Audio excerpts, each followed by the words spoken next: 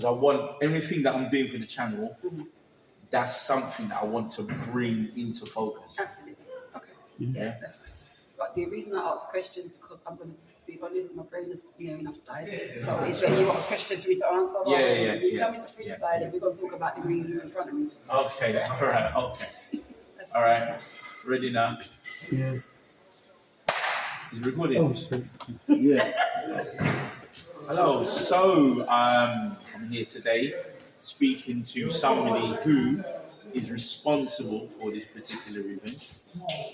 If you tell me your name, where you're from. My name is Serena, and I'm a co-founder of the Lupus. We are a North London-based charitable company, and we are here to help those living with lupus to live better. Okay. So, lupus. A lot of people may have not even have heard of lupus. Some people may have heard of lupus, but they don't actually know what it is. Lupus is an autoimmune disorder in the respect where your immune system that identifies illnesses, germs, infections, it has got a bit overactive and a bit confused, and as a result, it tends to turn around and attack the person's organs. Okay. So, what kind of difficulties and hardships can that end up? Main symptoms when it comes to lupus that 99% of us will have will be joint pain, muscle pain, and it will be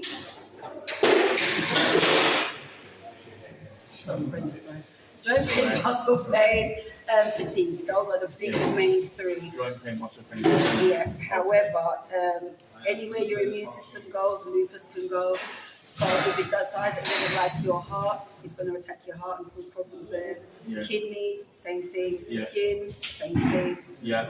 If it doesn't like your eyebrows on the left side, it will attack those and cause a lot of inflammation. Your eyebrows will fall out on the left side. It is a very, very individual illness and very particular to the person. So, you know, you can have 100 people with lupus. So the common symptoms might be joint pain, muscle pain, and fatigue, but that's where the story ends. You're going to have a lot of different presentations, dependent on the person and the time, because you can have heart problems, they will fix themselves today, and then next week you might have a toe problem. Right. So it's a very individual, very individual illness in its presentation. That's quite interesting.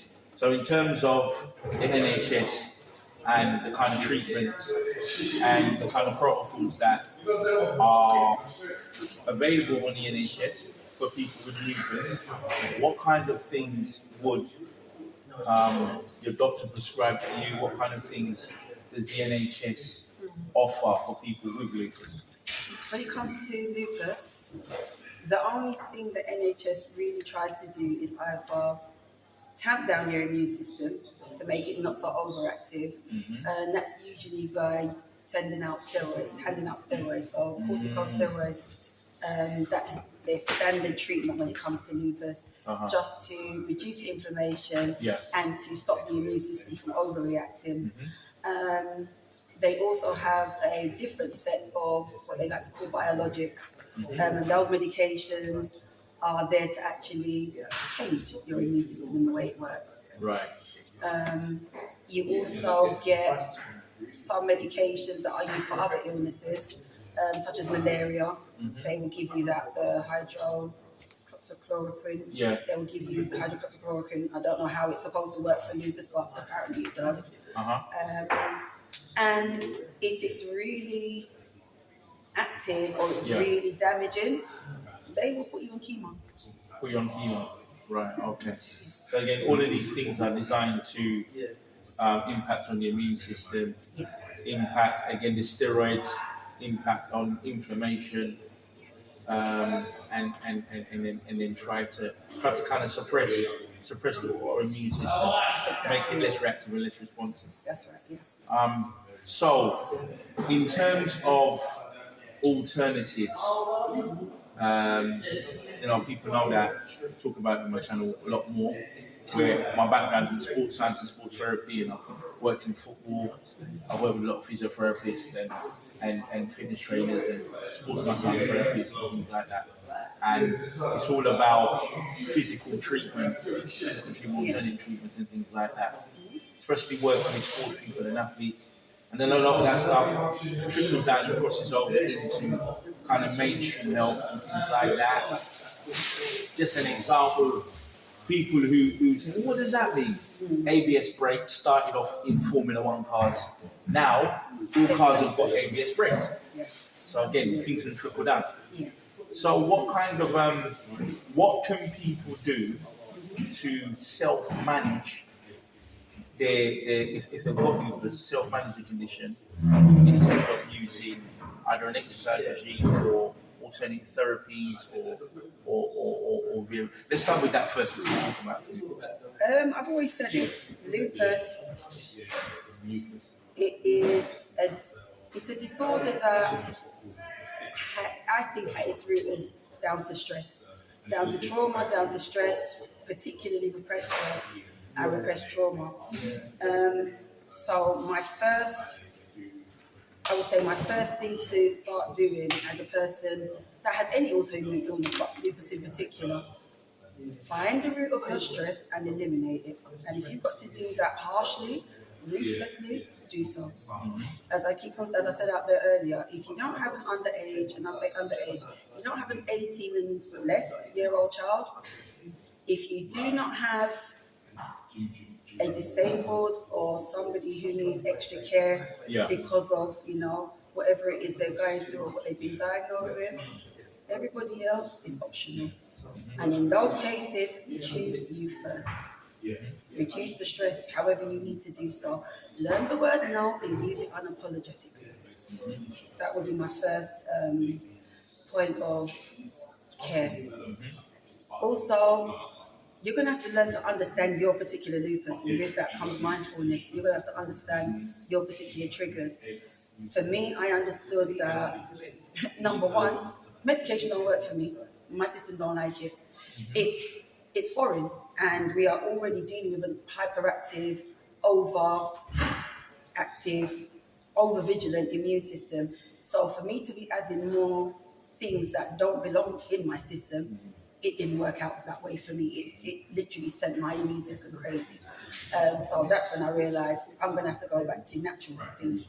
Does that mean like herbal medicines and herbal remedies, teas? I got to that eventually, but first of all, it was more about my diet. So I got to understand that I was gluten intolerant after a while. So I had to cut out the gluten. I was never a fan of dairy anyway because I am not a cow. However, we were raised to kind of play about it when we were younger. I was never a milk fan. Cheese is my weakness, and thank God now they've got some really good alternative cheese substitutes.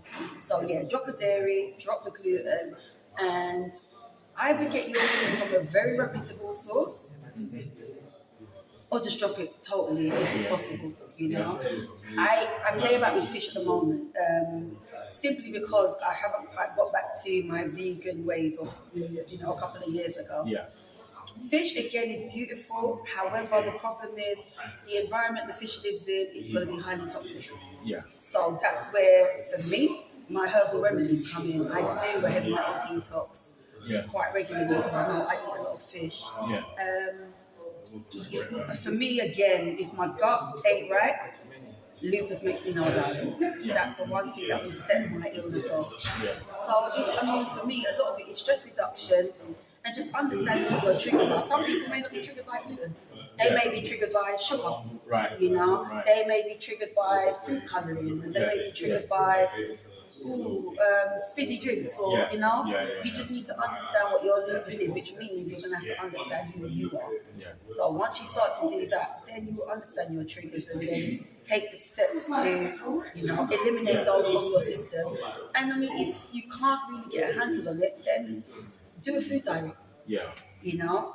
If you know that you flared up today, have it in mind when you go back, you do a food diary or you do an events diary. Then what happened today? And then just kind of keep it there. Don't get obsessive about it, because we can do. Everybody wants to cure their lupus because it is a horrible disease. But I would say don't let the angst of trying to cure lupus make your lupus worse, because it can do that. Yeah. But yeah, keep a food diary, keep an activity diary. Yeah. If you find that you flare up after speaking to a certain person, you know that's your trigger. Yeah. If it's not your under 18 child or somebody you have to care for, drop them. I'm sorry, it sounds harsh, but it is. Yeah. At the end of the day, if you value your health, Yeah. then these are the things that you're going to have to be able to do. They've just realized now, like we didn't know, autoimmune illnesses are brought about by stress, generational and historical stress. You don't say. Yeah. They discovered that now. Yeah. So it's kind of giving credence to what a lot of us have already known. Yeah. And how do you think things like yoga and meditation as an activity? How do you think that? Those are excellent. Those are excellent. We, with joint pain or joint and muscle damage, we can't do strenuous, because again, the body's going to take that as an attack. So you can go to the gym if you really want to and think you're going to run the 5K on the treadmill. You're going to come home and be in bed for the next, you could be 2 weeks, 2 months, 2 years, because you basically stress your body out.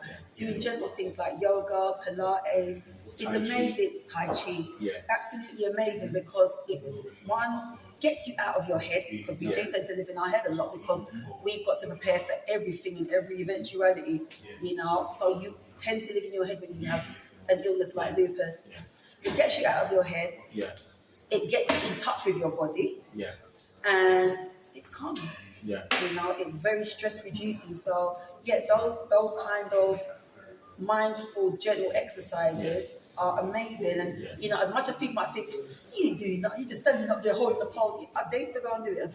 I ain't out about that. It's not so easy, but it is very, very good. It's really strengthening, which then turns around and helps alleviate a lot of the stress on the joints, because if the left knee ain't good, you're going to overbalance on the left side, on the right side. If you end up on a walking stick, it's going to mess up your shoulders and then throw your whole body off of balance. So just restoring your balance and a really good mindset are the benefits, I would say. I know I've worked with a lot of rugby players, big guys, who get them to bring in a little 5'3" yoga instructor and get them to do, and it's not much of them turn over and drop because down. you can use your everyday muscles to do the everyday work when you go into the gym and whatever else have you, but you don't concentrate on the smaller muscles that are doing so much for you, but you don't realize they're there. No, you don't. When you do things like Pilates and you do things like Pilates and yoga, you get in touch with different sides of your body you didn't know was there. So that is really good. And I do know, work in a professional level. I've worked with some professional footballers and some pro rugby players who 5 minutes they're looking at them thinking, who's this little 5 foot nothing woman telling me what to do? My daddy is the original martial artist, horseman stance, and I remember he was doing some foolishness is that. I said, try it. He admitted defeat 2.5 minutes in. He was in stitches. It's very different. Very different. And from what we've been talking about in terms of, we haven't got any statistics to support this, but anecdotally, if you're talking about people who have lupus, people who go for regular treatment, who don't necessarily follow any regimes, and people who do some of these alternative activities and who take herbal medicated remedies and things like that, what's the kind of success rate like? Put it this way, if you do not look after yourself how you need to be looked after, and with lupus, only you are going to understand how you need to be looked after, it's probably not going to work out too great for your health progress. Honestly, because it's called GP practice for a reason. They practice, and because lupus wasn't their concern for a very long time, it just got shoved under the carpet, and we've been given, whatever medications are there, and they pretend that it works for us, or they hope it works for us. 9 times out of 10 it doesn't. So this is the issue. So as I said, it's more about learning your lupus, most importantly. Learning yourself and learning your lupus. And then give us a little bit of an indication in terms of disparity between people of colour and European people. How many people are affected? What the Okay. stats are disproportionately affecting. Okay, when it comes to men with lupus, I think for every, oh, good grief, I don't want to get this wrong. I think between 6 to 10% of people with diagnosed with lupus are men. Yes. When it comes to women, 8 out of 10 women with lupus will be somebody of African or Asian descent. Okay, so we have a heavily disproportionate, extremely heavily. And again, that's still up in the air because these are American stats I'm using. There's no readily available stats for the UK. In the UK, right. So again, if you've got more than 80%, if we're just taking that as a yardstick, more than 8% people of African or Caribbean heritage suffering from this condition, and if there's a shortage of, if they're just giving people bog standard steroids and things like that, and then people aren't educated about herbal medicines, doing yoga and tai chi and alternative exercises, you definitely got an issue. Yeah, that definitely needs to be addressed. Yeah, you know? And this is why we created the Lupus Hub to redress that balance, because I've met people that have had lupus for 10 years, 12 years, 14 years, and they're literally in tears. How the hell do I explain this illness to myself, much less to my family? You know, it's on the tip of your tongue. Did the doctor not? And then I put it back. So no. I remember my beautiful rheumatologist that I had at North Mid. I remember one time I went into her, I said to her, why did you tell me that, you know, if you take calcium tablets, which is the bog standard, they give you because you're taking steroids. However, if you don't have magnesium or adequate amount of magnesium, that calcium is going to sit in your soft tissues. It's not going to go into your bones. I said to her, why didn't you tell me? She goes, Serena, what you can Google and study overnight, we would never know. We do a lupus symposium for a weekend once every 3 years. So that just says it all. You know, they're clueless. So it comes down to people living with it, I believe, and have a lived experience of what lupus is, that they can then, you know, turn around and help others to live well with it. Okay, I mean, again, fascinating. I would definitely like to, if there's probably a class of Tai Chi or an exercise class, I would love to come to one of them and film some people with lupus actually doing some of the exercises and talking to them. That's something that I'd definitely like to do at some point. We'd absolutely love. It's been a pleasure talking to you. You as well. Thank you so much. I really appreciate you all coming down today. It's been a pleasure. Finding out more about lupus.